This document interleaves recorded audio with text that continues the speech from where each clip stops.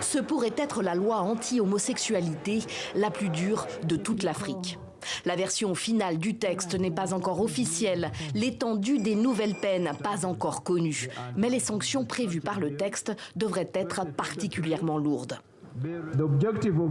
L'objectif de la proposition de loi était d'établir une législation complète et renforcée pour protéger nos valeurs familiales traditionnelles, notre culture dans sa diversité, nos croyances, en interdisant toute forme de relation sexuelle entre personnes du même sexe et la promotion ou la reconnaissance des relations sexuelles entre personnes du même sexe.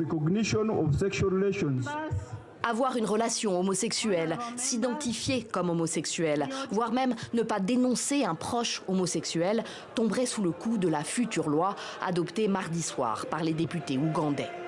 Un texte qui doit désormais être soumis au président Museveni. Lui seul peut le promulguer ou pas. La semaine passée, lors d'un discours à la nation, le chef de l'État a qualifié les personnes homosexuelles de déviantes avant d'alimenter les théories conspirationnistes sur le sujet qui foisonnent sur les réseaux sociaux et qui accusent des forces étrangères de faire la promotion de l'homosexualité en Ouganda. Les pays occidentaux devraient cesser de faire perdre du temps à l'humanité en essayant d'imposer leurs pratiques aux autres peuples.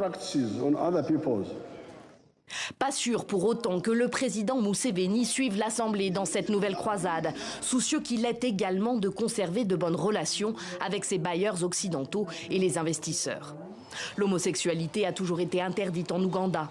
Après son indépendance en 1962, le pays a conservé la très stricte législation anti-homosexualité héritée des Britanniques.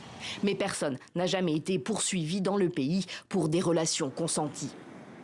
Ces dernières semaines, la parole et les actes homophobes ont encore redoublé. Eric Daoula a été présenté comme homosexuel sur les réseaux sociaux par des inconnus. Le propriétaire de son appartement lui a depuis intimé l'ordre de quitter les lieux avant la fin du mois. On a peur. On ne veut pas être arrêté et faire la une des journaux.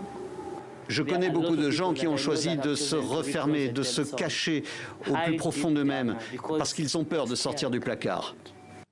Un cas de discrimination parmi d'autres, alors que les ONG de défense des droits LGBTQ disparaissent les unes après les autres, comme celle de Frank Mushiga, fermée l'année dernière. Le Parlement et les différents organes du gouvernement indiquent clairement qu'ils veulent supprimer tous les droits humains des personnes LGBTQ en Ouganda. D'où cette proposition de loi très dure. On a réussi à faire annuler le précédent texte porté par les députés et je pense que cela les a mis en colère.